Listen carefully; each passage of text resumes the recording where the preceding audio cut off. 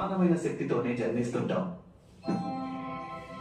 కానీ భయం, మోహం, లాలస వంటి లక్షణాలు మనిషిని ప్రయత్నించకుండా నిరోధిస్తాయి. ఇక ఎవరైతే ప్రయత్నమే చేయరో వారిని సాఫల్యం ఏ విధంగా వరిస్తుంది వత్సా? కానీ మీరు ప్రాణాలు కోల్పోయి ఉండొచ్చు కదా మామయ్య. ఈ ప్రాణాలు ఏదో ఒక రోజున కోల్పోవలసిందే కదా వత్సా.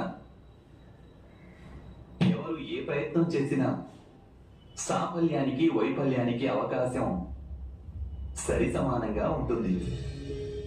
కానీ ఏ ప్రయత్నము చేయకుండా ఉంటే వారికి 100కి 100 పాళ్ళు వైఫల్యమే మిగులుతుంది.